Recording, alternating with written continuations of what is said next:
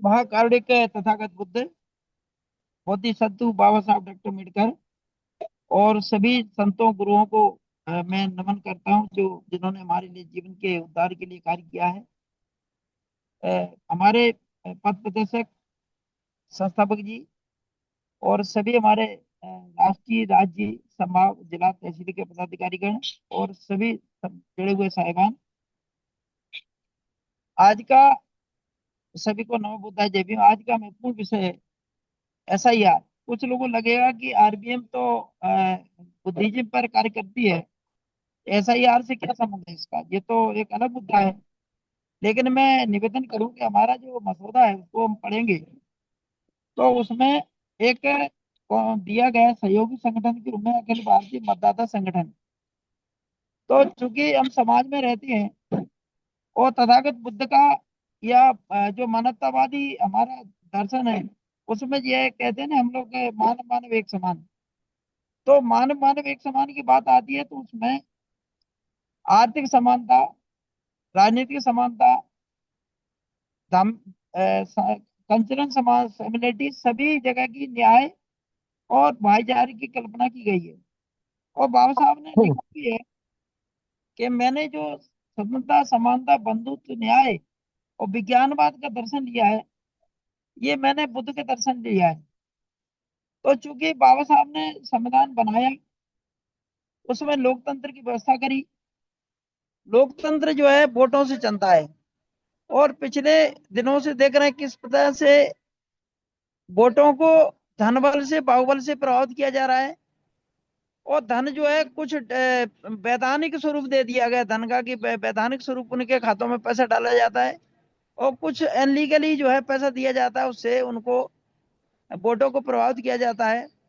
अगर वोट के आधार पर चुन भी जाते हैं तो उनको भी खरीद लिया जाता है पूंजीवादी लोगों द्वारा। तो कुल मिला के जो बाबा साहब द्वारा बनाई गई जो व्यवस्था है लोकतंत्र की, वो कहीं ना कहीं प्रभावित हो रही है। और जो मतदाताओं की आवाज है, जो न्यायपूर्ण आवाज है, वो जो है लोकतंत्र के तक नहीं पहुंच पा रही। हमारे जनप्रति जो है, जो बाबा साहब की विचारधारा की चुन के नहीं जा पा रहे, जिससे उसका संविधान का क्रियान्वयन नहीं हो पा रहा। तो कुल मिला के ये बड़ी चिंता का विषय है। तो इसी चिंता को जो है RBM द्वारा भी चूंकि हमारे संस्थापक जी ने काफी उनका पिछले में भी कहा था कि ये SIR चूंकि जो जिसको कहते हैं स्पेशल इंसेंटिव रिवीजन, यानी जो मतदाताओं का परीक्षण है, हमें कोई उससे आपत्ति नहीं है।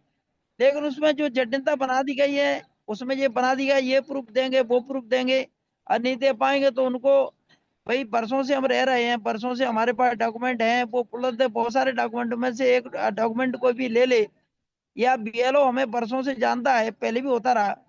तो बात रिवीजन की जटिलता से है। तो इसमें अगर हम लोग सजग नहीं होंगे, जागरण नहीं करेंगे, प्रयास नहीं करेंगे, तो हमारा जो वोट का अधिकार है खत्म हो जाएगा। सबको मालूम है कि वोट का अधिकार पहले कुछ ही लोगों को था, यानी पहले जिसमें जमीन होती थी, जो टैक्स देता था, जो शिक्षित था, उनमें उनमें उन्हीं को वोट का अधिकार पहले होता था, संपत्ति जिनके पास थी। लेकिन बाबा साहब के संघर्ष से, बाबा साहब के प्रयास से हमें सबको, राजा रंग को, सभी को बराबर का वोट का अधिकार मिला। लेकिन वो वोट का अधिकार बेशकीमती है, क्योंकि वोटों से सरकार बनती है, सरकार से संविधान का क्रियान्वयन होता है। लेकिन वो जो है चूंकि ईमानदार लोग, न्यायपूर्ण लोग, समतावादी लोग चुन के नहीं जा पाते हैं, तो नीचे जो है प्रभावित हो जाता है। तो इसी विषय पे आज हम सबका दायित्व है कि हम समाज में रहते हैं और समाज में इसके लिए भी हम जगह जगह का कार्य करें। तो चूंकि मेरा निवेदन है कि सब लोग इसकी चिंता करें। मैं चूंकि एक मैं बीच में रास्ते में रहूंगा, जुड़ा रहूंगा, खरगोन में हमारा कार्यक्रम है बड़ा, तो मैं इसीलिए थोड़ा मेरी बात बढ़ गई है। तो मैं सभी से निवेदन करूंगा, अबे हमारे विद्वान लोग इसमें अपने विचार व्यक्त करेंगे। और मैं अपनी बात यही समाप्त करता हूं कि हमारा जो वोट का अधिकार दिया है, जो 1989 से 18 वर्ष का किया गया, पहले 21 ईयर का था। और ये बहुत बड़ी संख्या है हमारे भारत में, और बड़ा लोकतंत्र इसको माना जाता है और सबसे अच्छा संविधान माना जाता है। लेकिन इसके बावजूद भी ये व्यवस्था हमारी प्रभावित हो रही है, ईमानदार व्यवस्था नहीं आ पा रही। तो सभी से निवेदन है कि हम सब लोग इसके लिए प्रयास करें, संघर्ष करें, जंग जागरण का कार्य करें। तो मैं अपनी बात यही समाप्त करता हूँ। नवोदय जय भीम। और मैं निवेदन करूंगा माननीय जो हमारे मुख्य महाशय में संचालन कर रहे हैं माननीय गौतम जी, कि आगे कार्रवाई अपनी जारी रखें। बहुत बहुत धन्यवाद, बहुत बहुत साधुवाद सर।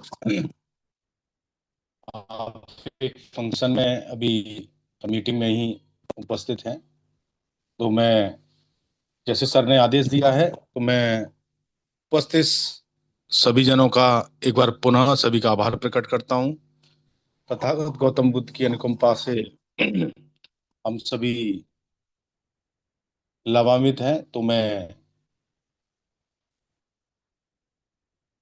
आज जो हमारे जो एसआईआर पर जो हमारे मुख्य प्रबोधन करता हैं, और आप सभी को ये सूचित भी है, एसआईआर की प्रक्रिया सभी लगभग राज्यों में चल रही है और पहले से भी होती आई है। हर साल जब भी लोकसभा या बड़े चुनाव होते हैं तो उससे पहले ये प्रक्रिया होती है।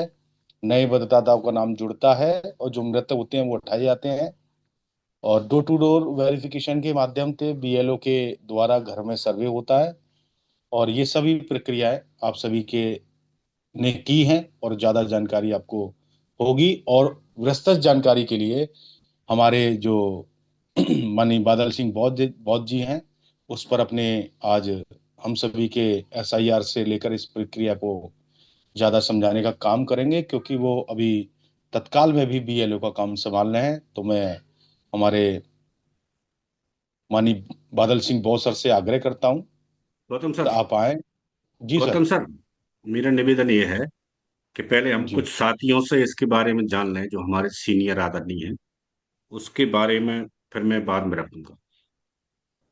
एक एक मुझे थोड़ा सा एक चीज और याद आई सर। मैं एक बार 5 मिनट के लिए जो हमारे सभी साथी हैं, मैं उनकी एक अटेंडेंस के रूप में उपस्थिति दर्ज कराना चाहता हूं कि वो उपस्थित हों, तो एक बार अपना हाय हेलो कर देंगे।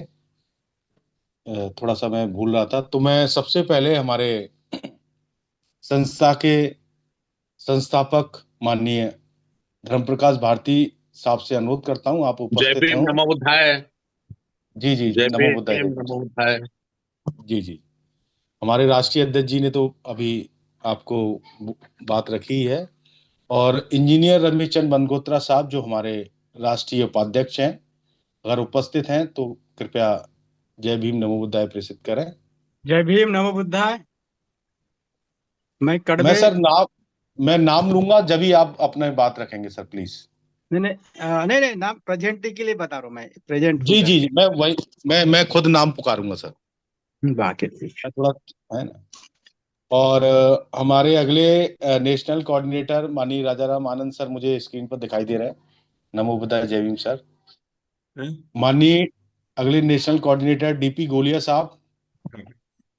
हाँ। नेशनल कोऑर्डिनेटर माननीय डीपी गोलिया साहब। नेशनल कोऑर्डिनेटर माननीय शेषराव घांगड़े सर। माननीय शेषराव घांगड़े साहब मेरी आवाज सुन पा रहे हैं तो एक बार हाय हेलो कर दें। अगले हमारे जो राष्ट्रीय महासचिव प्रभारी हैं माननीय विजय बौद्ध जी छत्तीसगढ़ से, अगर मेरी आवाज सुन पा रहे हैं तो हेलो करें।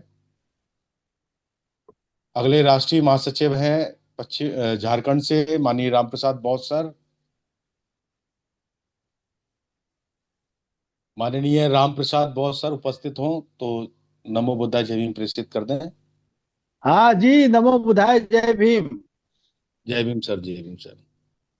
अगले हमारे राष्ट्रीय महासचिव हैं माननीय शीशपाल बौद्ध सर।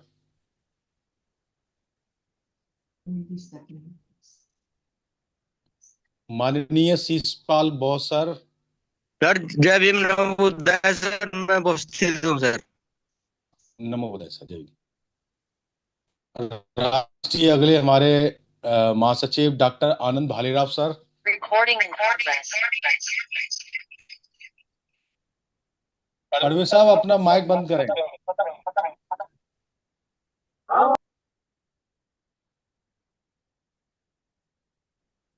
आपकी उपस्थिति हो गई, अपना माइक बंद कर लें सर, वो आवाज आ रही थी। डॉक्टर आनंद भालेराव सर अभी उपस्थित थे, अभी पता नहीं आवाज नहीं आ पा रही है। अगले महासचिव हैं हमारे राष्ट्रीय महासचिव दशरथ मौर्य सर, उत्तर प्रदेश से। अगले हम राष्ट्रीय महासचिव हैं आपके राजस्थान से US राणा सर, अगर मेरी आवाज सुन पा रहे हैं। मैं राष्ट्रीय सचिव प्रभारी अगले नाम लेता हूं, माननीय खेमचंद सोलंकी साहब। जय भीम नमो बुद्धाय गौतम जी। जय भीम नमो जी जी। बुद्धाय। माननीय राजेंद्र बौद्ध जी दिल्ली से उपस्थित थे वो भी। माननीय राजेंद्र बौद्ध दिल्ली से। ओके सर, आप हैंड माइक ओपन नहीं किया था आपने सर। नमो बुद्धाय, जय भीम सर। नमो जय बुद्धाय, जय जय भीम भीम। सर, नमो बुद्धाय, जय भीम सर। उपासका स्वास्थ्य सरदार जी, राष्ट्रीय सचिव प्रभारी पश्चिम बंगाल से। अगले हैं राष्ट्रीय सचिव प्रभारी माननीय सुरजीत सिंह सर। नमो बुद्धाय, जय भीम सर। उपस्थित हो सर। जय भीम सर, जय भीम सर जी। हमारे प्रभारी है जम्मू कश्मीर से माननीय प्रदेश प्रभारी माननीय तुलसीदास लंगे सर, मेरी आवाज सुन पा रहे हैं तो प्लीज।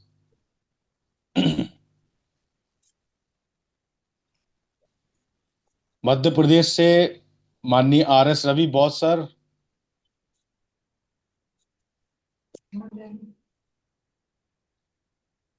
उड़ीसा से माननीय नेपालेश्वर बौद्ध सर, प्रदेश प्रभारी। सभी को मेरा जय भीम नमो बुद्धाय जी। नमो बुद्धाय सर। प्रदेश प्रभारी छत्तीसगढ़ से हमारे डॉक्टर सहदेव बौद्ध जी, माननीय आसाराम बौद्ध जी, दोनों साथी।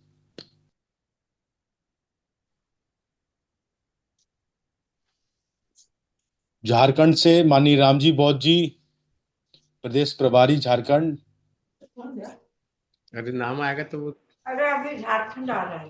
प्रदेश प्रभारी उत्तराखंड गोविंद राम गौतम सर। प्रदेश प्रभारी महाराष्ट्र माननीय ईश्वर कड़वे साहब। जय भीम, मैं प्रेजेंट हूँ सर। जय भीम नमो बुद्धाय। जय भीम। गुजरात से माननीय जयमीन प्रियदर्शी साहब। जय भीम नमो बुद्धाय सर। जी नमो बुद्धाय।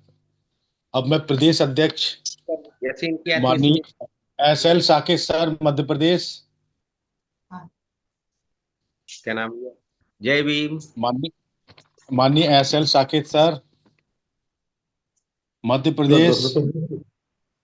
छत्तीसगढ़ दशरथ प्रसाद अहिरवार सर। छत्तीसगढ़ प्रदेश अध्यक्ष दशरथ प्रसाद अहिरवार सर। उत्तर प्रदेश के advocate Dayaram Ahirwar sir. Uttar Pradesh doctor advocate Dayaram Ahirwar.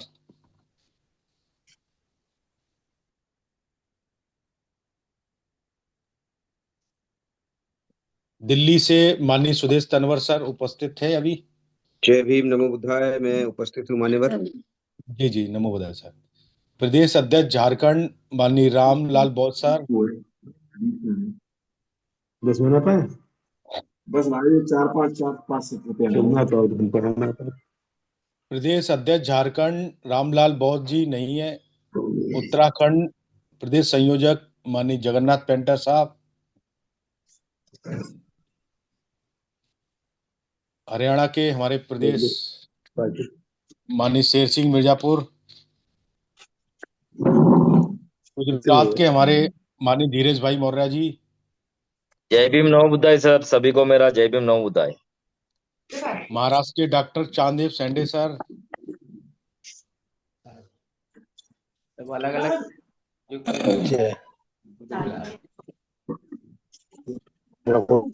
Maharashtra के चांदेव सेंडे सर और हमारे शुद्धोधन बड़वड़े साहब मुझे स्क्रीन पर दिखाई दे रहे हैं। नमो बुद्धाय, जय भीम सर।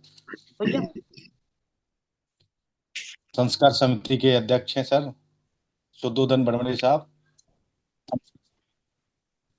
सर जय भीम नमो बुद्धाय। मैं नमो बुद्धाय सर।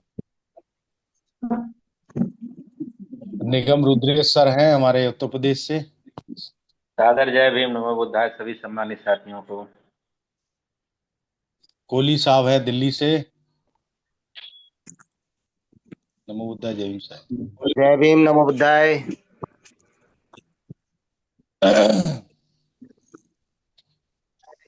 लगभग जो अटेंडेंस की प्रक्रिया है वो मैं समझता हूँ समाप्त हो चुकी है।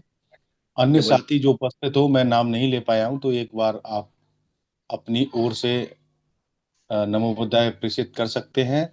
और मनी नमो बुद्धाय जय भीम जय भीम नमो बुद्धाय जय भीम नमो नमो बुद्धाय। बुद्धाय जय भीम सर, जय भीम सर, जय भीम। नमो बुद्धाय जय भीम सर जय भीम नमो बुद्धाय सर। जय भीम नमो बुद्धाय। नमो बुद्धाय जय भीम सभी आदरणीय जनों को। काशिफ साहब आया हुआ है छतरपुर एमपी। जय भीम नमो बुद्धाय जय साहब। भीम नमो बुद्धाय। जी जी, माननीय बादल सिंह बॉस सर, आप कुछ बता रहे थे। एक बार प्लीज अपना माइक अनम्यूट करें और बताएं। जी, मैं ये जानना चाह रहा था कि मेरी बात से पहले कुछ सीनियर साथियों से बात रखवा ली जाए, उसके बाद फिर मैं अपनी बात रखूंगा, फिर संस्थापक जी को समय दें तो बेहतर रहेगा। जी जी, जैसा माननीय आज के प्रबोधनकर्ता बादल सिंह बॉस सर, तो मैं अपने माननीय सीनियर साथी जो भी इस सब्जेक्ट पर 2-3 मिनट में SIR के रूप में अपनी बात रखना चाहते हैं, तो मैं उन्हें आमंत्रित करता हूं। जो भी साथी अगर SIR पर अपनी 2-3 मिनट में अपनी बात रखना चाहते हो, जानकारी रखते हो, या कुछ सुझाव और अन्य जानकारी,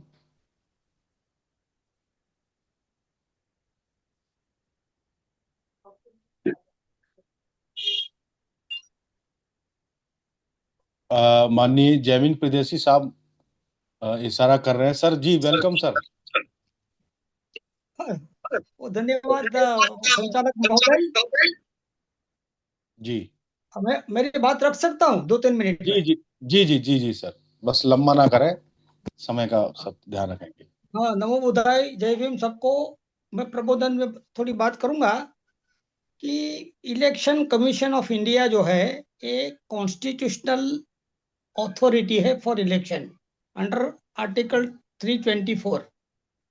और इसे देखा जाए तो जन प्रतिनिधित्व अधिनियम 1961 की धारा 21 के अनुसार भारत में निष्पक्ष चुनाव कराना, मत सूची तैयार करना, इसमें संशोधन करने का अधिकार इनको मिला है। मगर ये SIR करके प्रेजेंट गवर्नमेंट क्या करना चाहती है इसके बारे में मैं बताऊंगा। फर्स्ट ऑफ ऑल, अगस्त 23 को पार्लियामेंट में एक बिल पास करके 3 लोगों की कमेटी थे, chief justice of India, leader of opposition and prime minister में से चीफ जस्टिस ऑफ इंडिया को निकाल दिया गया।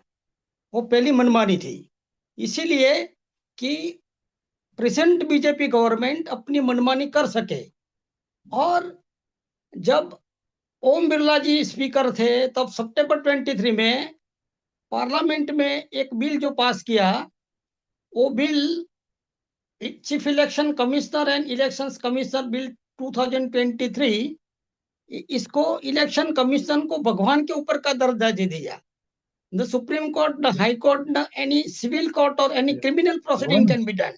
और clause 16 of Chief Election Commissioner and other election commissioner appointment conditions of service Act 2023 provide legal immunity to the Chief Election Commissioner, means Election Commission, from any civil criminal proceeding or any act or any word committed or by spoken. इसीलिए election commission आज जो कुछ अपनी मनमानी है वो चला सकता है, इसमें कोई केस नहीं हो सकता है, कोई क्रिमिनल प्रोसीडिंग नहीं हो सकता है। वो समय की जो डिबेट है, leader of opposition Rahul Gandhi ने पार्लियामेंट में बताया था कि it is the thing but a calculated strategy. Calculated strategy का मतलब है कि सोच समझकर बनाई गई रणनीति या गणनात्मक रणनीति है। क्यों कि ये देश के अंदर जो शासक है अभी के, वो लोग बहुजन और माइनॉरिटीज को वोट बंदी करना चाहते हैं। कितने के नाम बिहार में निकाले गए, और बिहार की परिस्थिति आप देखें, थम्पिंग मेजोरिटी से वो लोग जीत गए और कोई कुछ कर नहीं सका। बातें होती रहती है, मैं डिबेट सुनता हूँ, यूट्यूब पर भी सुनता हूँ। ये इनकी शुरुआत है, और ये इलेक्शन कमीशन के माध्यम से वो लोग पहले जो बताते थे बीजेपी वाले, कांग्रेस मुक्त भारत, अभी इनके अलावा भी एक नया स्ट्रेटेजी उन्होंने बनाया है, और ये है विरोध पक्ष मुक्त भारत। इसीलिए जो रीजनल पार्टीज है, बीएसपी है, सपोज समाजवादी पार्टी है, जो जो बहुजनों की पार्टी है, इनको खत्म करके उनको राज्यसभा में पूरा कब्जा करना है, लोकसभा में कब्जा करना है, और संविधान को बदल करके हिंदू राष्ट्र की ओर जाना है। इसीलिए अभी समय है कि बहुजन को पूरा जागना होगा, अदरवाइज हमारा वोट भी छिना जाएगा, हम वोट नहीं दे सकेंगे। और अभी मैं यूट्यूब पर सुन रहा था, बहुत 272 लोगों ने राहुल गांधी के अगेंस्ट में एक चिट्ठी लिखी और राहुल गांधी को बताया कि ये अननेसेसरी इलेक्शन कमीशन ऊपर दोष लगा रहे हैं। मगर ऐसा नहीं है, इलेक्शन कमिश्नर जो कर रहे हैं आज, और he is not answerable to any authority. अभी तक इनके सामने कोई केस क्यों नहीं हुआ कि बीजेपी वालों ने पहले से भी वो जो मैं कानून बताया 2023 में जो पास कर दिया, और ये कानून कब पास किया, 141 पार्लियामेंट के सभ्यों को निलंबित कर दिया, they have suspended for a day, and Bharatiya Dand Sanhita BNS instead of Indian penal code 1860 को बदल दिया, कोई बहस नहीं हुई, और वो बिल भी पास हो गया जिसमें कोई बहस नहीं हुई, क्योंकि 141 पार्लियामेंट के जो सभ्य थे इनको निलंबित करके बाहर निकाल दिया गया। तो ये देश की जो राजनीति है, पर्टिकुलर बीजेपी वाले जो चाहते हैं कि कैसे करके भी बहुजन के वोट निकाले जाए, माइनॉरिटीज के वोट निकाले जाए, और उनकी सत्ता कायम बनी रहे। और ये इनका इम्प्लीमेंटेशन बंच ऑफ थॉट्स पांच लीजिए, गोलवारकर का लिखा हुआ 95% जो इन्होंने बात बताई कि प्रॉपर्टी बेस डालो और 5% लोग को दे दो तो आपकी सत्ता कायम रहेगी। तो जो स्ट्रेटेजिकली वो लोग आगे बढ़ रहे हैं, इसीलिए मैं मानता हूं, मैं तो हर जगह कहता हूं कि बहुजनों, SC ST OBC और माइनॉरिटी को समझने का समय आ गया है। जब हम एक नहीं होंगे तो मुझे लगता है कि हम पहले जैसे गुलामी में चले जाएंगे। मैं ज्यादा वक्त नहीं लूंगा, इतनी बात करके लंबी तो बात मैं कर सकता हूं, मगर समय का भी अभाव है, इसीलिए मैं इतनी बात से मेरा विराम करता हूं। धन्यवाद मुझे बोलने का मौका दिया। Thank you very much. बहुत बहुत साधुवाद सर, बहुत बहुत धन्यवाद। अगले इस विषय पर दिल्ली से माननीय सुदेश तनवर सर ने हैंड रेज किया है। सर स्वागत है माननीय सुदेश तनवर सर, आप आए और समय का ध्यान रखते हुए बात करें। जी साधुवाद संचालक महोदय। हालांकि मेरी आंख बनी है, मैं बहुत ज्यादा समय नहीं लूंगा, लेकिन मैं जैमिन साहब की बात से सहमत हूँ। ये जो एक संवैधानिक प्रक्रिया तो है ही, जो कानूनी तौर पर जिस तरह से चलाई जा रही है, लेकिन इसके पीछे की जो मंशाएं हैं वो बहुत ही खतरनाक है। क्योंकि मैं राइटर हूँ और मैं लिखता भी हूँ, तो मेरी बहुत सारी रचनाएं इसी पर आधारित है। तो हमारी जो सबसे बड़ी चिंता यह है कि जिस प्रकार संविधान ने हमें जो कुछ दिया है या जो भी कुछ हम हैं वो संविधान की बदौलत है, तो आहिस्ता आहिस्ता संवैधानिक जो प्रावधान है उनको धीरे धीरे या तो डाइल्यूट कर रहे हैं या धीरे धीरे उनको नेस्त नाबूद करने में लगे हुए हैं। वो एक प्रक्रिया के तहत हो रहा है बहुत धीरे धीरे। क्योंकि बीच में शोर मचा था कि हम देश को हिंदू राष्ट्र घोषित कर देंगे 2025 में, लेकिन वो ऐसा हो नहीं पाया।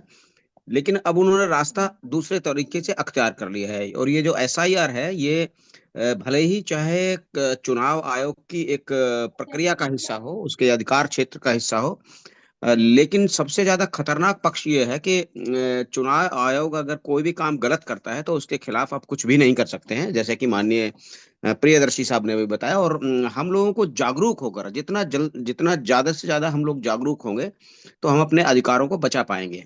उनकी जो सबसे बड़ी चिंता ये है कि किसी तरह से बहुजन जो समाज है, जो अभी तक अपने हक और अधिकारों के लिए लड़ता हुआ आगे बढ़ रहा था, वो किस तरह से पीछे रहे या वो उसको हम किस तरह से रोक सकें। ये उनकी सबसे बड़ी स्ट्रेटजी है, ये रणनीति है।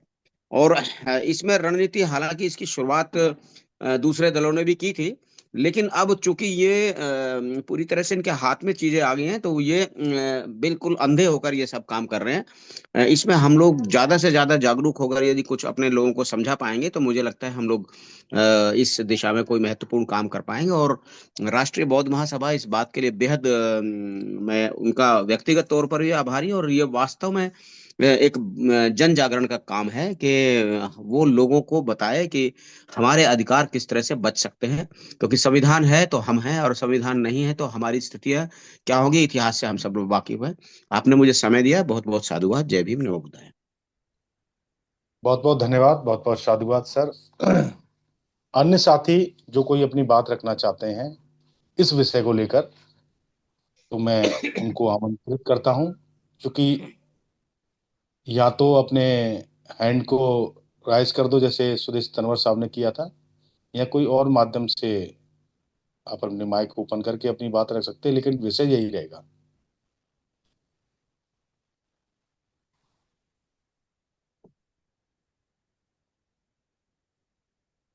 मैं समझता हूँ वाराणसी मंडल अध्यक्ष मैं जितेंद्र लाल सर जी जी एसआईआर के विषय में कुछ जानना चाह रहा हूँ।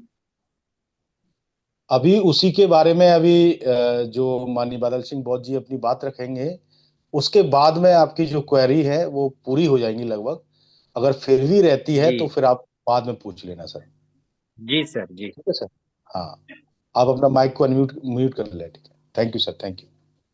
मैं अब आज के जो मुख्य प्रबोधन करता है जो एसआईआर सब्जेक्ट को लेकर अपनी बात रखेंगे, मैं आपको आमंत्रित करता हूं माननीय बादल सिंह बौद्ध सर, आप आए और अपनी बात रखें। जी बहुत बहुत धन्यवाद माननीय संचालक जी। करुणा के महासागर तथागत गौतम बुद्ध, बोधिसत्व बाबा साहब डॉक्टर भीमराव अंबेडकर, सभी महापुरुषों को सादर नमन करते हुए, संस्था के संस्थापक माननीय धर्म प्रकाश पाटिल साहब, राष्ट्रीय अध्यक्ष जी, आज के कार्यक्रम के अध्यक्ष जी, संचालक जी, और उपस्थित सभी राष्ट्रीय बौद्ध महासभा के पदाधिकारीगण, फॉलोअर एवं शुभचिंतकों को सादर नमो बुद्धाय। जय। 3-4 साथियों के जो हमने ओपिनियन इस संबंध में जाने, ये पार्श्वभूमि से संबंधित बातें उन्होंने रखी। राष्ट्रीय अध्यक्ष जी और संस्थापक जी जो हमारे रहे पहले, उनके द्वारा इस संबंध में बहुत सी बातें हमको अपने प्रबोधनों में बताई गई है। संविधान को रौंद डालो संविधान के मार्ग से ही। संविधान का मार्ग क्या है? संविधान का मार्ग है बहुमत के आधार पर हम निर्णय ले सकते हैं। लेकिन जो जानकार साथी हैं, जहाँ कोई भी सदन चलता है और उस सदन में निर्णय लिए जाते हैं, उन लिए गए निर्णयों में प्रतिपक्ष के नेता के हस्ताक्षर होना अनिवार्य है। ऐसा मैंने सुना है, हो सकता है कि मैं गलत भी हूं, लेकिन ऐसा मैंने सुना है कि प्रतिपक्ष के नेता के जब तक किसी भी निर्णय पर साइन नहीं हो जाते, जब तक वह बहुमत पास नहीं हो सकता। ऐसा मेरी जानकारी में है। तो जो मीडिया के सामने प्रतिपक्ष की तरफ से बातें आती हैं, भाई जनता के लिए राजनीतिक तरीके से बताई गई हो सकती हैं, लेकिन जो अंदर ही अंदर प्रतिपक्ष और पक्ष के आपस में बैठकर जो निर्णय लिए जाते हैं, वह वास्तविक रूप से जनता के या देश के डेमोक्रेसी में जिनका राज्य है, जनता का राज्य उनकी तरफ नहीं आ पाते हैं। जो बातें हमारे सामने आती हैं विभिन्न माध्यमों से, oral media, print media, electronic media, या गजट, भारतीय गजेटियर के रूप में वो अंतिम निर्णय के रूप में आती हैं। बिहार में एसआईआर का काम चुनाव से पहले पूर्व हो चुका है और वहां के जो विद्वान साथी हैं उन्होंने इस पर बहुत सारी बातें रखी थी, यूट्यूब पर भी हैं। उनमें से एक दो मैंने भी सुनी थी, जो योगेंद्र यादव जी हैं उन्होंने उस पर जो विश्लेषण रखे थे उनको भी आप समझ सकते हैं। और अधिकतर साथी हैं जो योगेंद्र यादव जी को जानते हैं। भाई हमारे दिल्ली के जो कार्यक्रम हुआ था संविधान के रूप में, उसमें भी उन्होंने कुछ बातें रखी थी। तो जो एसआईआर है, मैं बीएलओ के रूप में इस काम को सहयोगी के रूप में देख रहा हूं। वो आप सभी साथी जानते हैं, बिहार के बाद 11 राज्यों में और अभी ये वर्तमान में चल रहा है। ये 11 राज्य हैं: अंडमान, छत्तीसगढ़, गोवा, गुजरात, केरल, लक्षद्वीप, मध्य प्रदेश, पांडुचेरी, उत्तर प्रदेश, पश्चिम बंगाल और तमिलनाडु। इन राज्यों में एसआईआर का काम चल रहा है। इसको इन्होंने 3 चरणों में या 3 प्रकार से रखा है। 1 जुलाई 87 से पहले 2003 की जो वोटर लिस्ट में उनके नाम है, उनको 2003 की वोटर लिस्ट का भाग संख्या और मतदाता सर्वे क्रमांक देना होगा और कोई डॉक्यूमेंट नहीं देना होगा। 1/7/2087 से पहले उनका जन्म है लेकिन वोटर लिस्ट में नाम नहीं है, तो फिर उनको डेट ऑफ बर्थ और जन्म स्थान के अलावा जो 11 निर्धारित दस्तावेज हैं उनमें से भी उनको एविडेंस के तौर पे देना होता है। और 1/7/87 से 2 दिसंबर 2004 के बीच इनका जन्म है। उनको 11 डॉक्यूमेंट्स में से कोई एक डॉक्यूमेंट्स देना है और अपने लिए डेट ऑफ बर्थ और अपने माता पिता के जो भी एविडेंस है उनमें से भी एक डॉक्यूमेंट देना है स्थानीय निवासी के तौर पर। और 2/12/2004 के बाद जिनका जन्मदिन हुआ है, जिनका जन्मदिन है, उनको अपने लिए डेट ऑफ बर्थ का एक प्रमाण देना है, एक अपने पिता का देना है, एक अपना माता का देना है। ऐसे ही महिलाओं के लिए भी अपने पति या ससुराल पक्ष का ना होकर अपने माता पिता का ही देना है। अब इसमें सबसे बड़ी समस्या ये आ रही है कि जो देश का सबसे बड़ा तबका है जो वोट करता है, जो सुदूर ग्रामीण अंचल में रहता है या फिर खाना बदोश से भटकता रहता है, अर्ध घुमक्कड़ है, जनजातियां हैं, ट्राइब में रहे जो लोग रहते हैं, वो अपनी रोजी रोटी की तलाश में अधिकतर घूमते रहते हैं। तो 2003 की जो वोटर लिस्ट है या 2003 के जो चुनाव की जो इपिक है वो हो सकता है उनके पास ना हो। ऐसी स्थिति में 1 दिसंबर के बाद सरकार उनको नोटिस जारी करेगी और जो एसआईआर का फॉर्म है, उस एसआईआर फॉर्म के पीछे जो कंडीशंस दी गई हैं, निर्देश दिए गए हैं, उनमें से सरकार आपसे एक मांगेगी। तो ट्राइब के लोग हैं, जो गांव के लोग हैं, सुदूर अंचल में रहने वाले लोग जो हैं, वो उनमें से एक भी दस्तावेज नहीं दे पाएंगे। तो ऐसी स्थिति में क्या होगा कि उनको, जो बाबा साहब ने हमको बड़ी मुश्किल से फ्रेंचाइज के माध्यम से जो मत अधिकार दिया, वोटर राइट्स जो हमको प्राप्त हुआ है, वह वोट राइट खतरे में आ सकता है, क्योंकि सुदूर अंचल के लोगों के पास डॉक्यूमेंट अच्छे तरीके से रखने की सुविधा नहीं होती है। तो जहां हमारा बहुजन समाज बहुतायत की स्थिति में है, एक बहुल क्वांटिटी में है, वो कहीं उनका वोट राइट खतरे में न पड़ जाए, ऐसी आशंका हमारे पूर्व वक्ताओं के द्वारा भी रखी गई है। और यही मंशा उनकी रही है कि संविधान को रोन डालो संविधान के ही मार्ग से, बहुमत के आधार पर।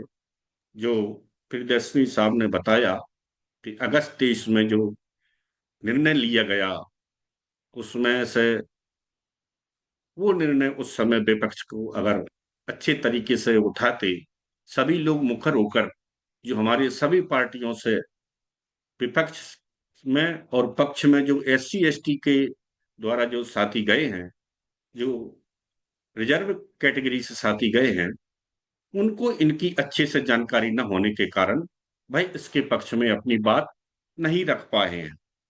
तो जो खतरा मंडरा रहा है वो असल खतरा ये है कि SIR सर्वे के बहाने, SIR में वास्तविक में होना क्या था कि BLO जो हैं वो प्रत्येक घर जाते और जो 2025 की वोटर लिस्ट है, उस वोटर लिस्ट में संशोधन करते, जो भी वास्तविक संशोधन है उन संशोधनों को करके और वोटर लिस्ट को नए तरीके से अपडेट करते और क्रिएट करते।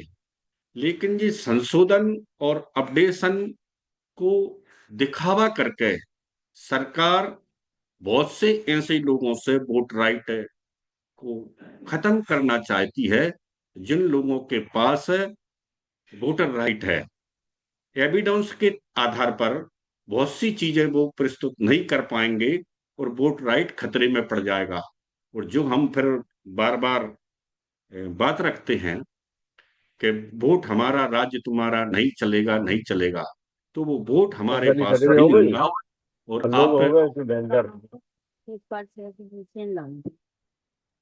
अन्य साथी ना बोले प्लीज। इसके बड़ी 2 जगह बड़ी हमने उठाने के लिए। जी सर, बात रखें अपनी। जी,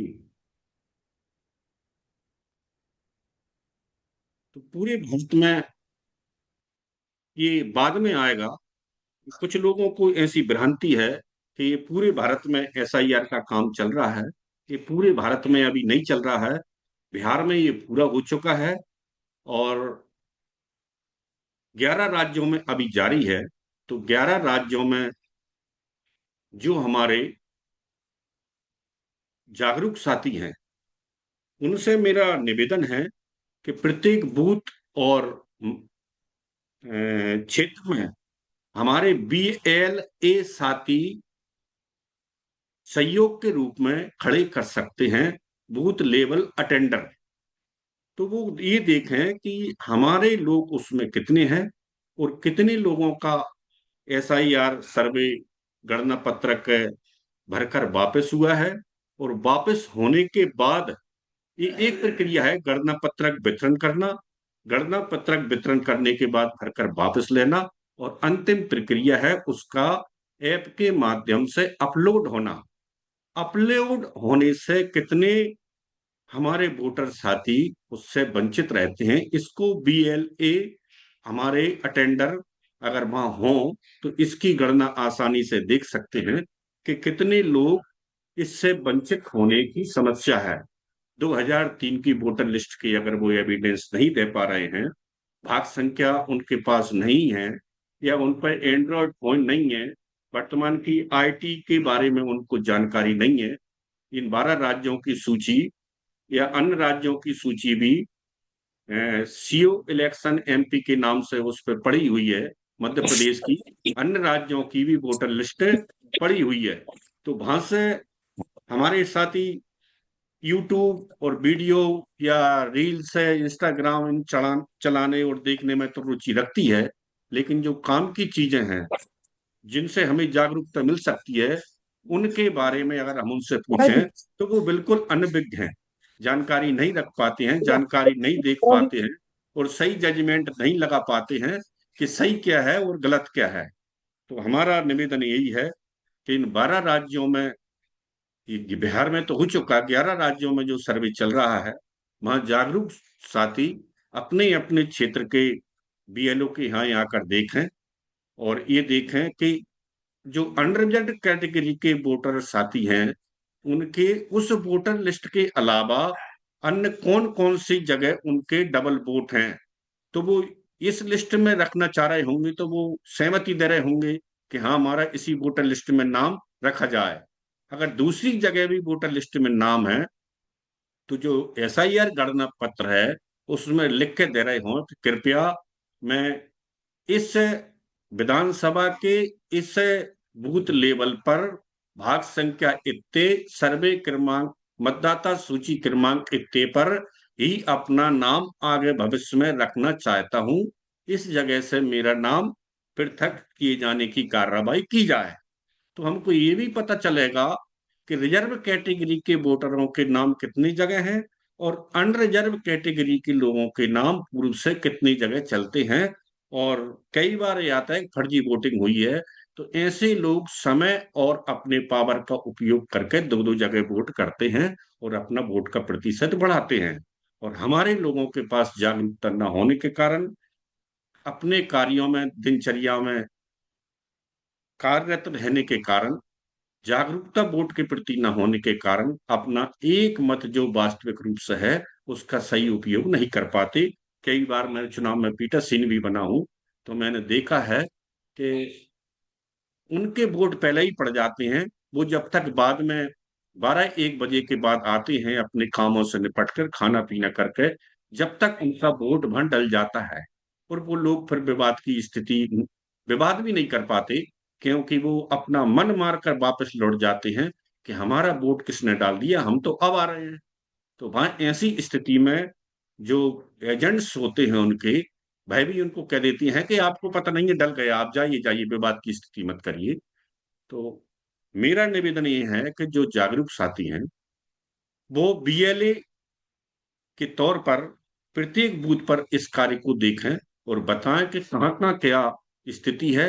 ये चरण पूरा हो जाएगा तो इसकी फाइनल बात इस आज की मीटिंग की कंक्लूड करने के लिए ये निकल के आ सकती है कि हमने इतने जगह ये देखा और अनरिजर्व कैटेगरी के लोगों के कितनी जगह यहाँ इस सूची के अलावा अन्य सूचियों में नाम थे, और जो रिजर्व कैटेगरी के हमारे वोटर हैं उनके भी कितनी जगह नाम थे, और कितने नाम उनके इस केंद्र पर हैं और कितने अपलोड हुए हैं।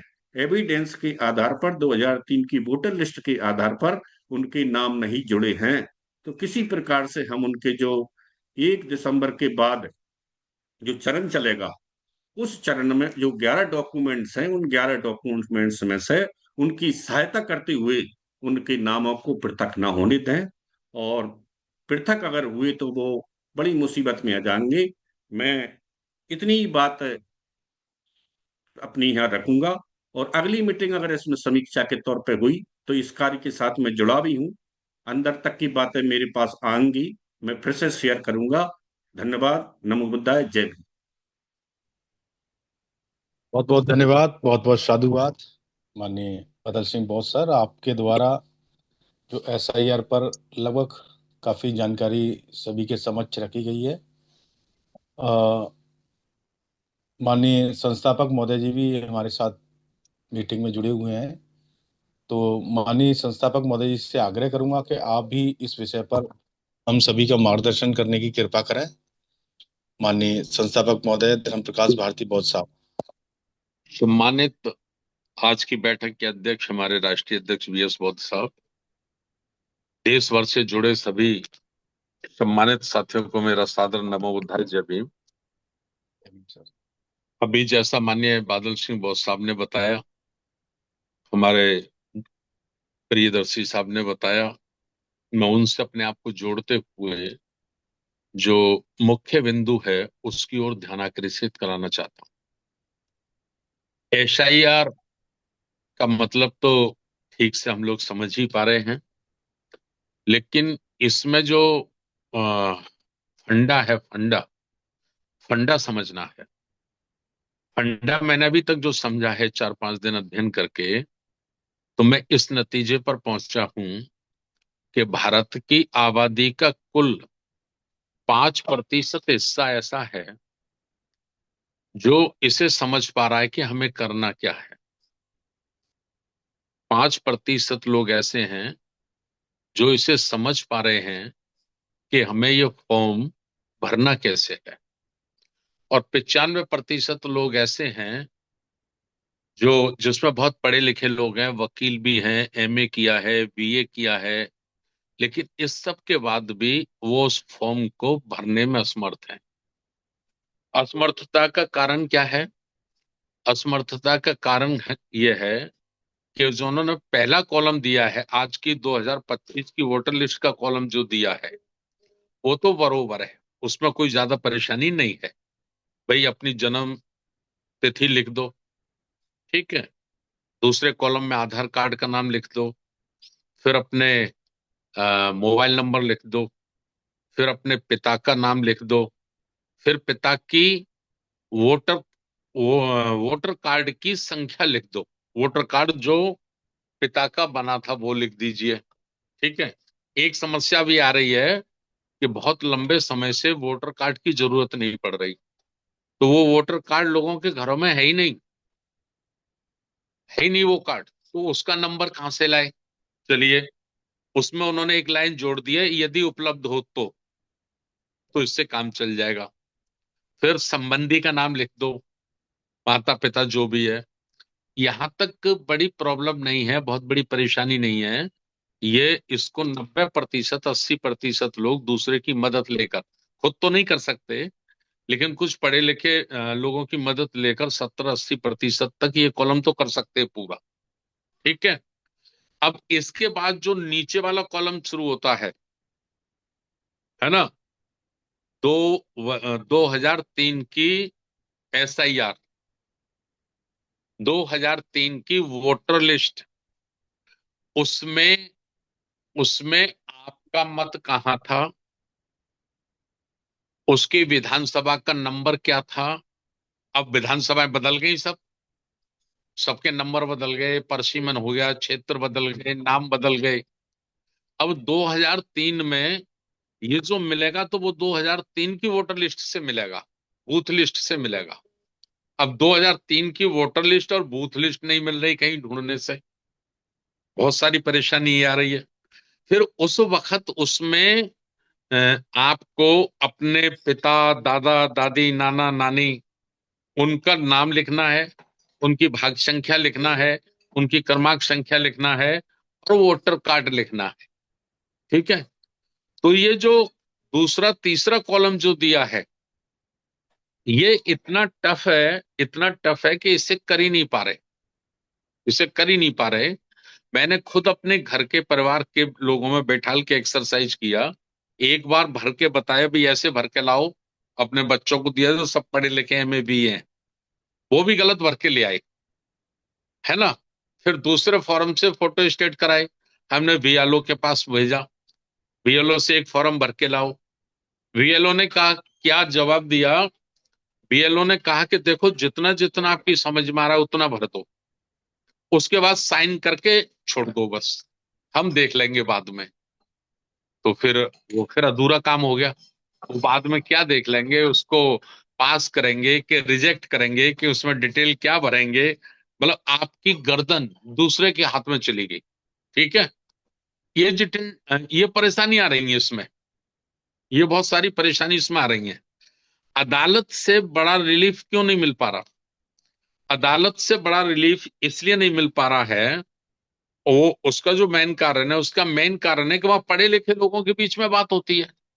जज भी बहुत पढ़े लिखे हैं, वकील भी बहुत पढ़े लिखे हैं, है ना। चुनाव आयोग की तरफ से वकील होते हैं, सरकार की तरफ से वकील होते हैं, बहुत इंटेलिजेंट होते हैं, तो वो 1 मिनट में कोर्ट को समझा देते हैं। क्या समझा देते हैं? वो समझा देते हैं कि देखो हमारे देश में घुसपैठिए आ गए हैं, है ना, और वो घुसपैठिए हमारे देश की व्यवस्था को अस्त व्यस्त कर रहे हैं, तो उनको हमें भारत की नागरिकता से दूर करना है, दूर करना है, फिर उनका बाद में इंतजाम करेंगे क्या करना है ना। तो अब उसको कैसे किया जाए? तो इसमें कुछ नहीं है, बड़ी छोटी सी बात है।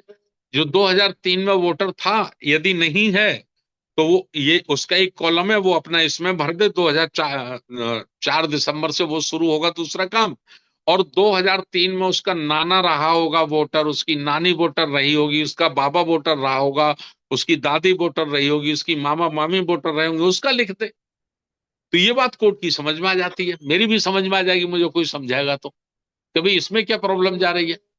आपको रिलेशन ही तो लिखना है, आपको केवल कनेक्शन बताना है कि आज अगर आपका वोट नहीं है तो 2003 की लिस्ट में आपके पिताजी का वोट था, आपकी माताजी का वोट था, माताजी पिताजी का भी नहीं था, है ना।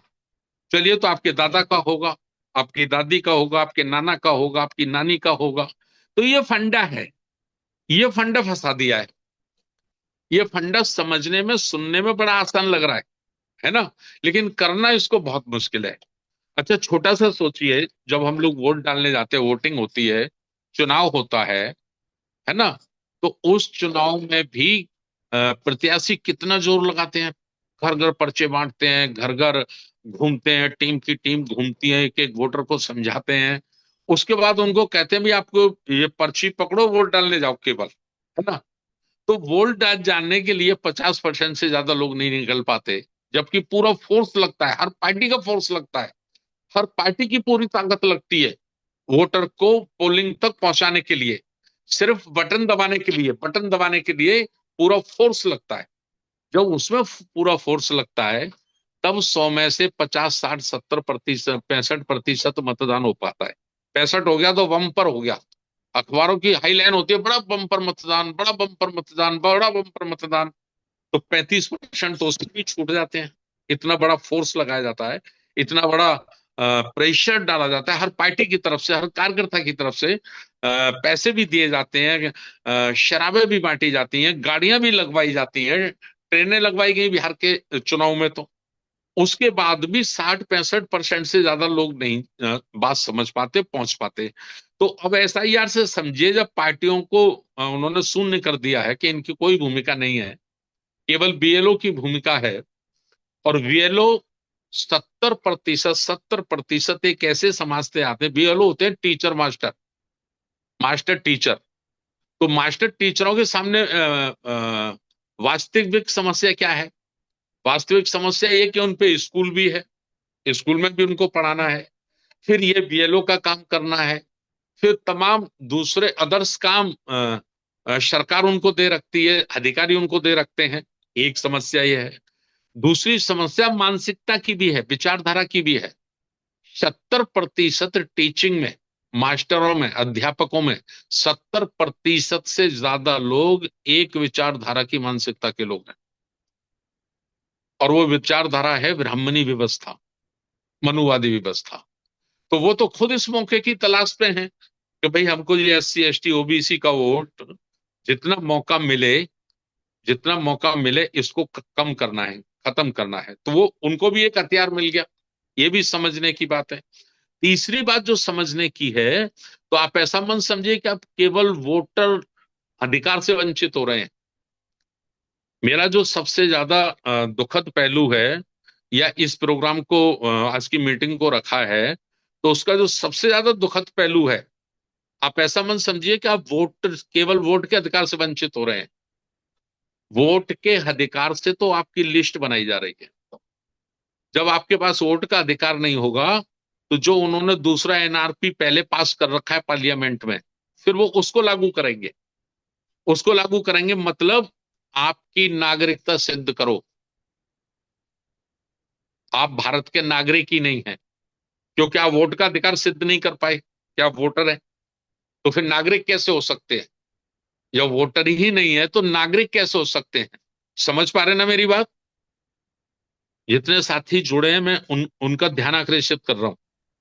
जी, नमो बुद्धाय, समझ पा रहे हैं अच्छे से। पहले वोट से अलग करो, वोट से अलग करने के बाद फिर जो NPR उन्होंने 4-5 कानून पास कर रखे हैं पार्लियामेंट में, उनको ताकत से लागू करेंगे।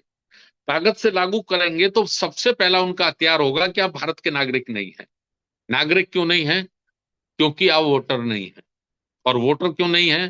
क्योंकि वोटर होने का आप प्रमाण सरकार को नहीं दे पाए। सरकार ने आपको 1 महीने का टाइम दिया था, 4 नवंबर से 4 दिसंबर तक का टाइम आपको दिया था, ठीक है। इसके लिए उन्होंने जो कारागार होते हैं, कारागार बनाना शुरू कर दिया। यूपी में योगी ने जेल बनाना शुरू कर दिए, है ना, उनको जेलों में डालेंगे।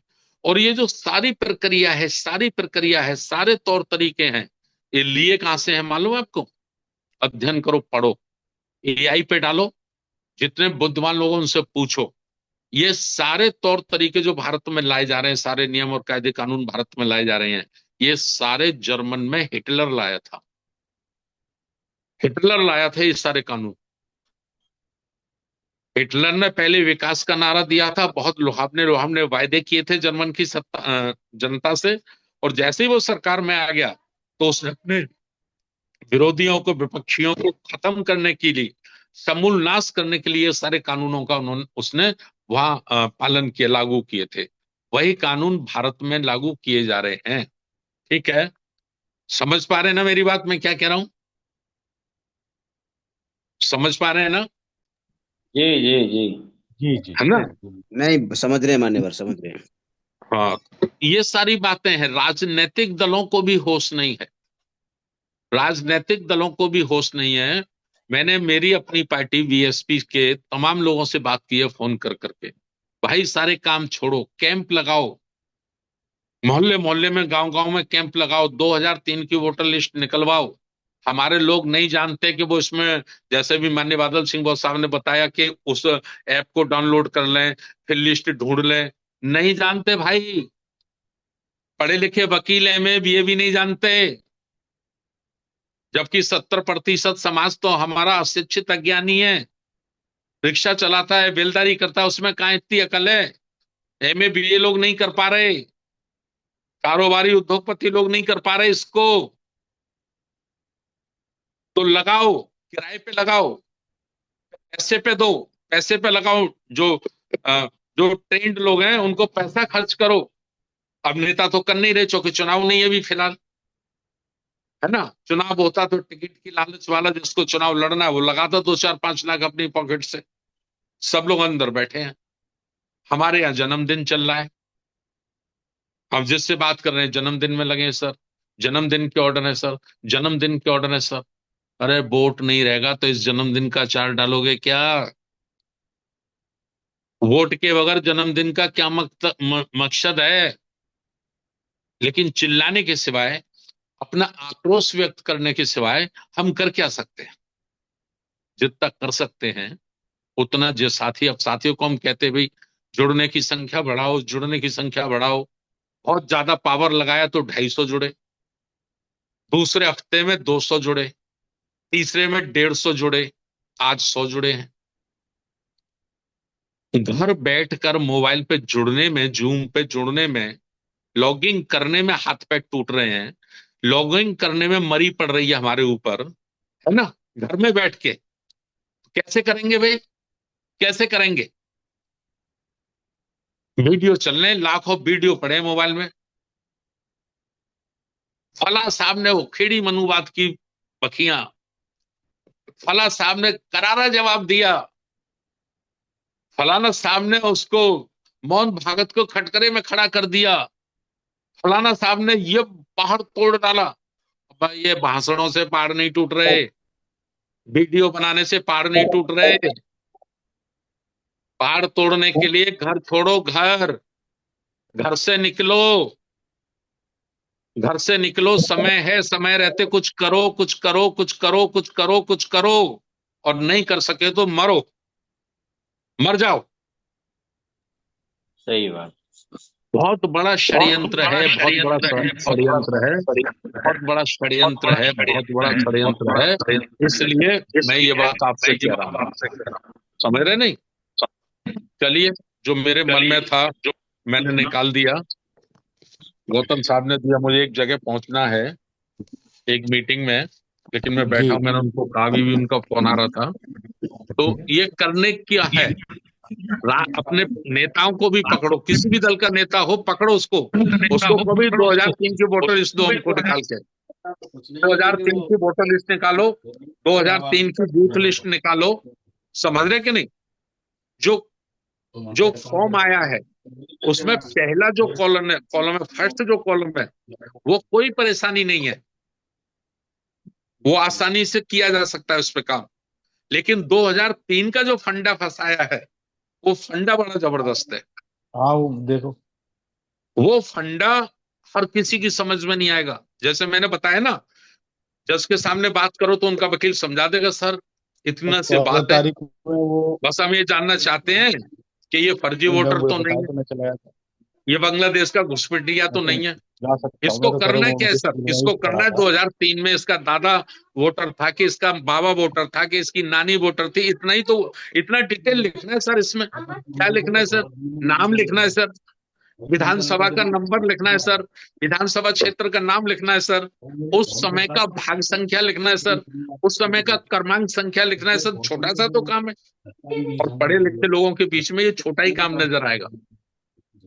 पढ़े लिखे लेकिन लोगों ये के बीच में दीवानी जब सूचना तो काले दे काले दीजिए। कोट वाले खड़े होंगे, जो इतनी मोटी मोटी किताबें पढ़ के रोज कानून के फंडे निकालते हैं, उनके बीच में ये छोटा ही नजर आएगा, लेकिन प्रैक्टिकल में ये छोटा नहीं है। प्रैक्टिकल में ये छोटा नहीं है।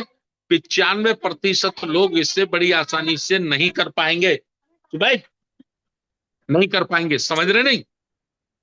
तो इसलिए हमने कहा ये चर्चा करा लो, और भैया जितना हो सकता, मुझसे जितना हो रहा है, मैंने तो कल 5-7 लड़के बुलाए, मैंने उनको कहा 5-7-10 हजार रुपए मैं खर्च करूंगा बेटा, सब पढ़े लिखे लड़कों को निकालो, 2003 की बूथ लिस्ट निकालो, जो खाना है खाओ, अंडे आमलेट आमलेट जो भी, मैं पैसे दूंगा, इस काम को करो, कैसे भी करो, कम से कम अपना बूथ तो बचाओ, अपना बूथ तो बचाओ। तो इस माध्यम से ये मैं आप लोगों की भी कहना चाह रहा हूं कि जितना हो सकता है करो, है ना?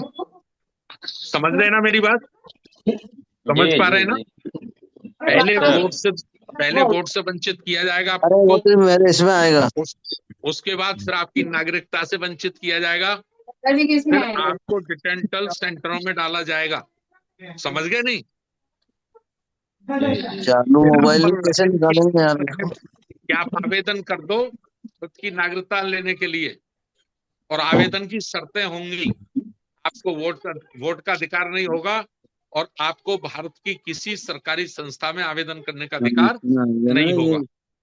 रहो, क्योंकि गुलाम भी चाहिए ना उन्हें, गुलाम भी तो चाहिए, सेवक भी तो चाहिए।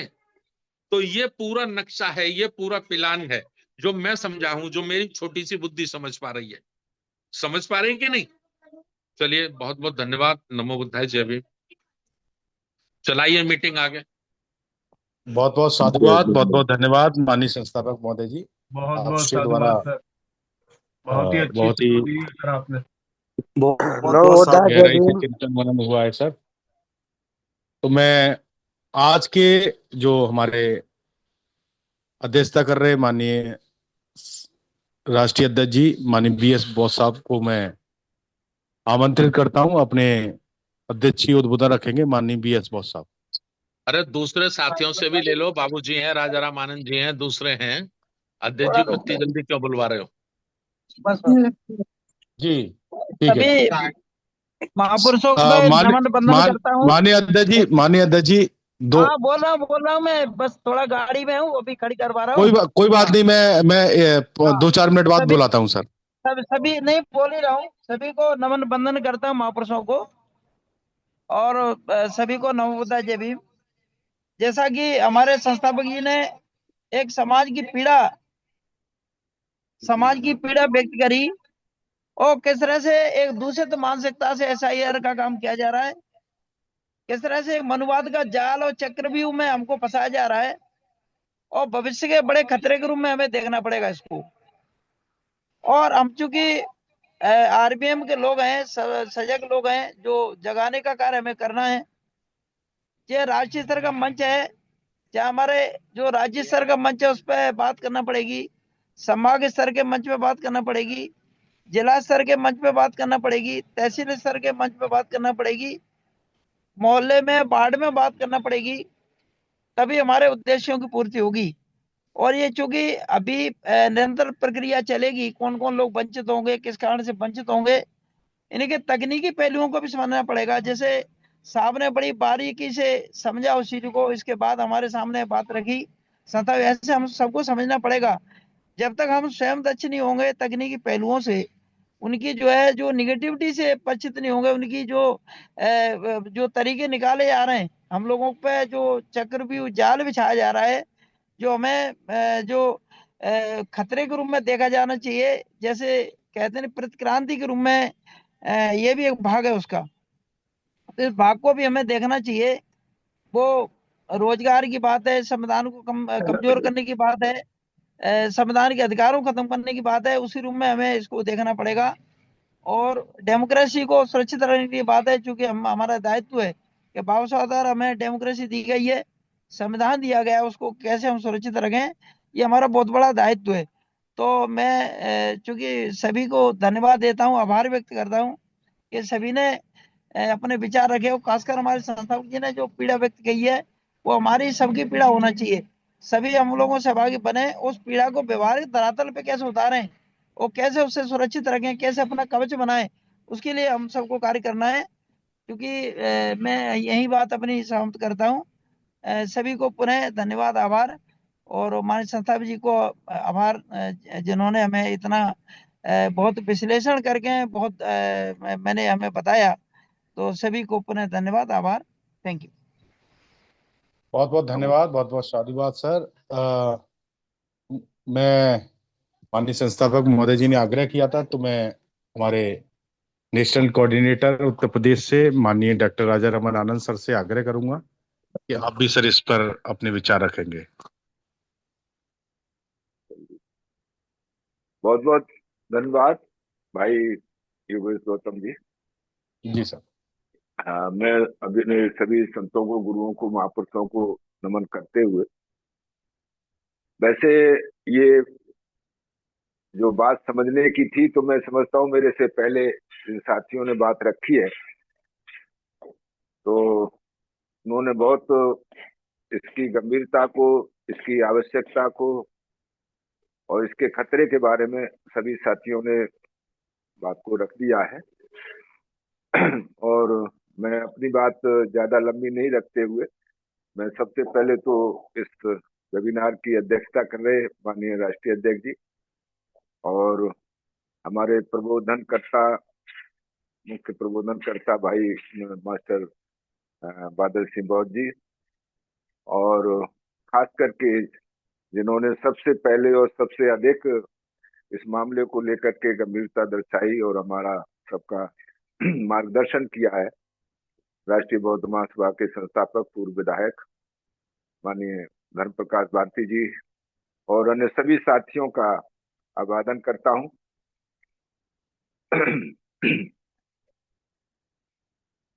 मैं समझता हूं कि इस सारी चर्चा को सुनने के बाद शायद ही हम में से कोई आदमी ऐसा होगा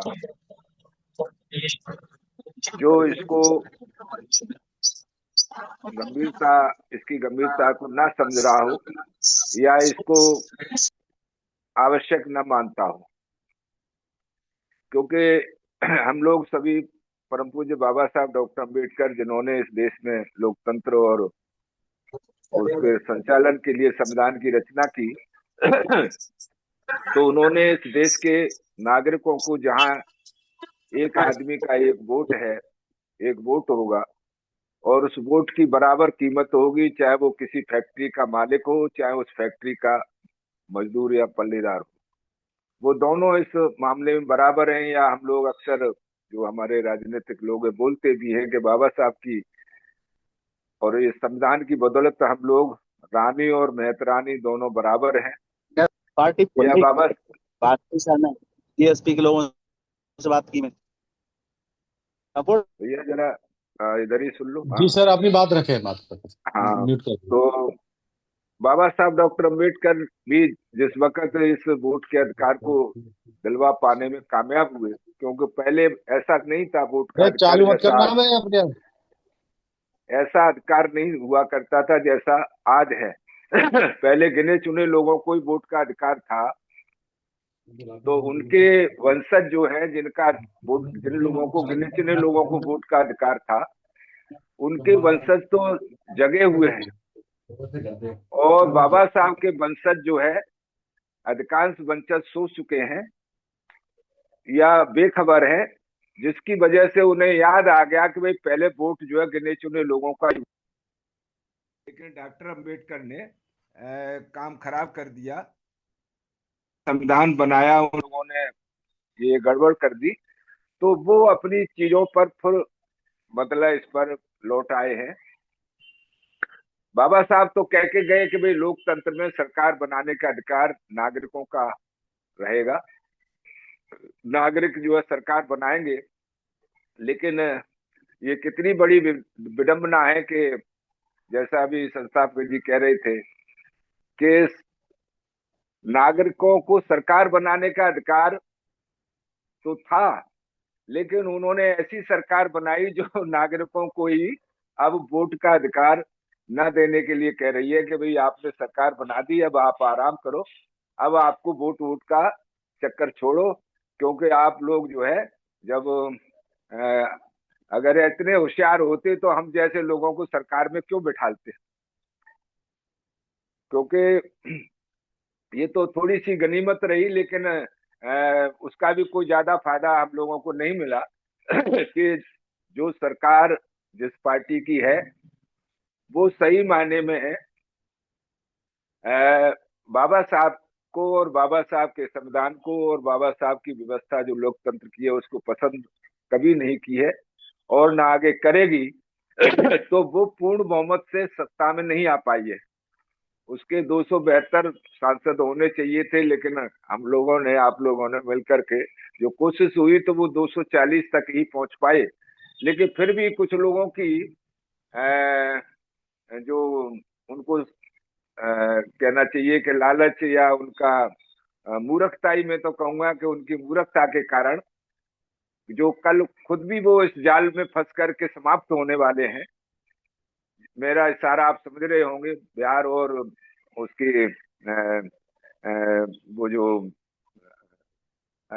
जो नायडू जो है, तो ऐसे लोगों की बदौलत वो लोग जो है इस काम को कर रहे हैं, जबकि वो नागरिकों ने तो बहुत कोशिश करके उनको पूर्ण बहुमत की सरकार में पहुंचने लायक या सत्ता से बाहर कर दिया है। तो मेरा अनुरोध ये है कि हमें रोने पीटने से तो काम नहीं चलेगा। जैसा कि अभी माननीय भारती जी ने जो हम लोगों को जो हमसे जो उम्मीद की है कि हम अधिक से अधिक लोग जो है इस काम के लिए सक्रिय होकर के, और मैं समझता हूं कि इसमें कोई बहुत बड़ी बात नहीं है। ये जो चुनाव आयोग है, तो चुनाव आयोग की वजह से ये कहना चाहिए असंवैधानिक कार्रवाई हो रही है।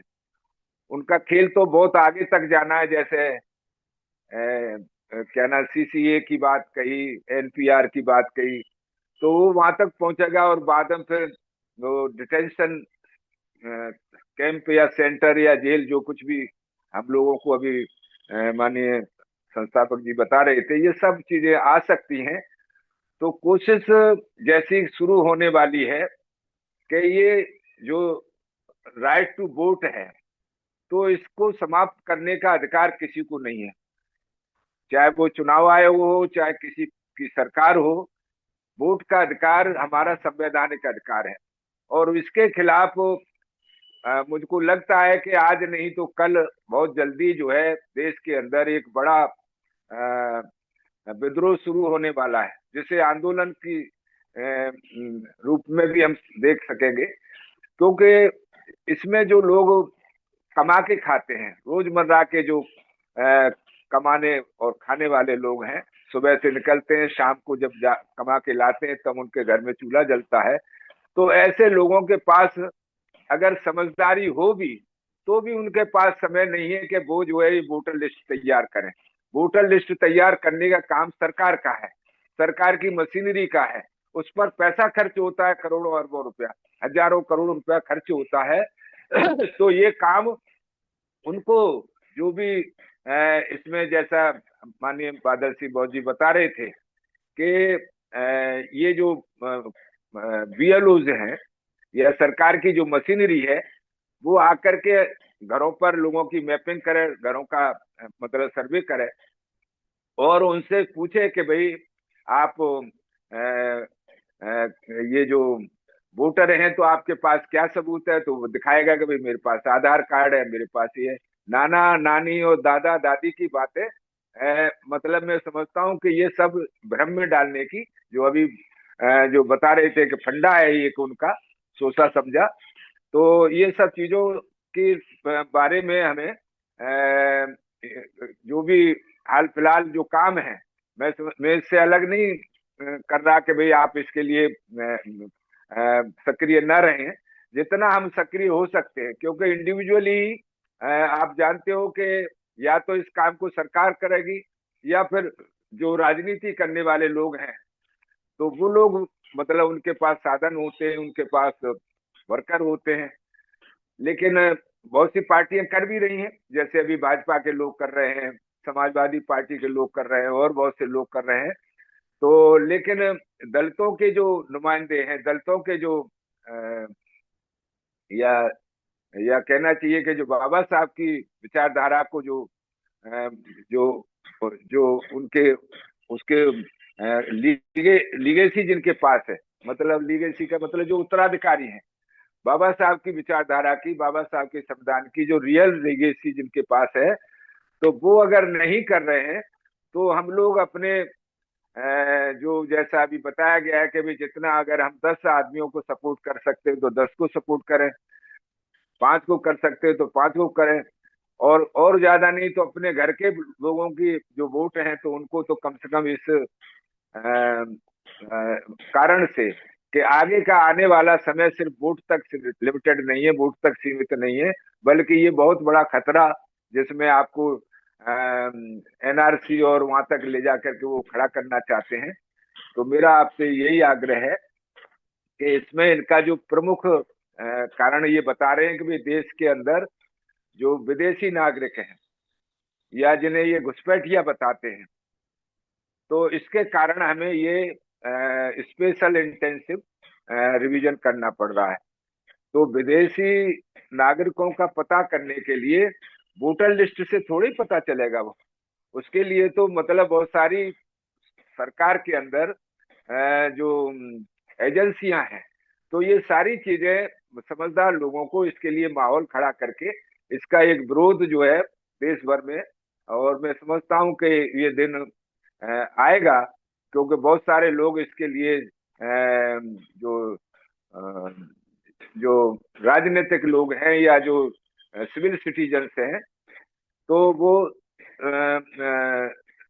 मतलब इस काम के ऊपर काफी सीरियस हैं, लेकिन हमको वो भी उधर भी मतलब उनके साथ भी खड़े होने की जरूरत पड़ेगी तो खड़ा होना है, लेकिन साथ साथ इस काम के लिए जैसा बताया गया है कि अभी हाल फिलहाल हम जो पढ़े लिखे लड़के हैं, पढ़े लिखे लोग हैं जो इस काम में हमारे लिए मददगार बन सकते हैं, तो उनका हम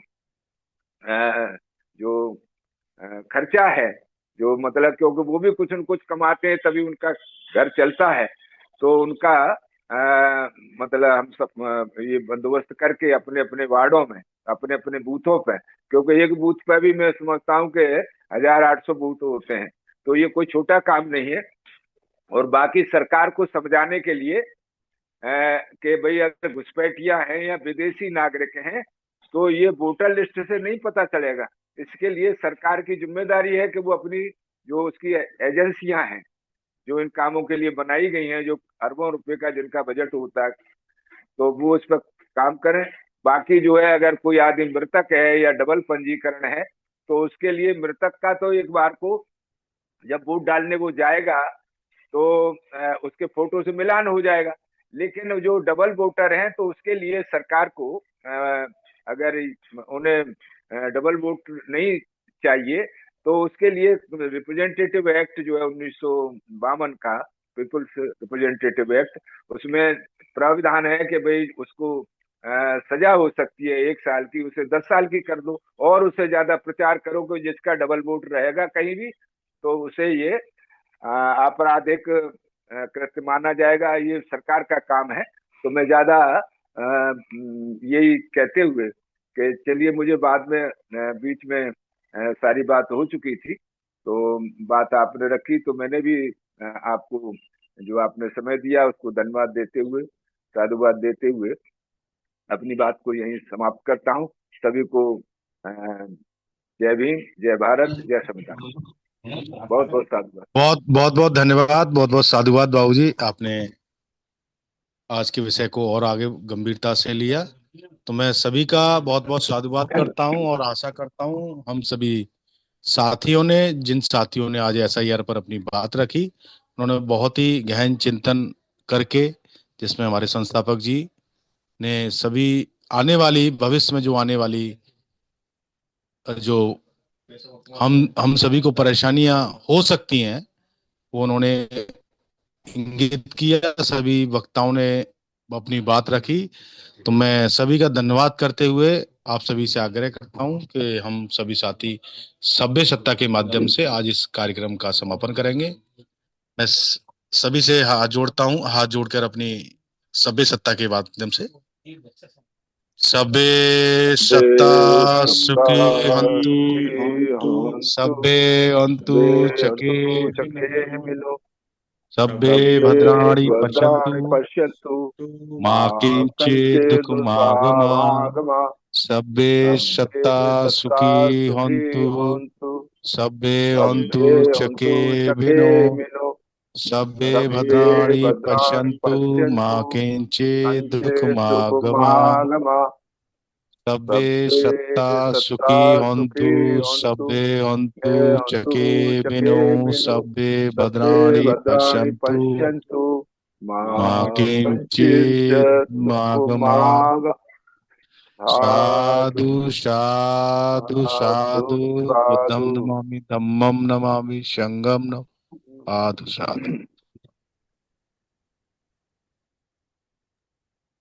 आज की वेबिनार की समापन की यही घोषणा की जाती है।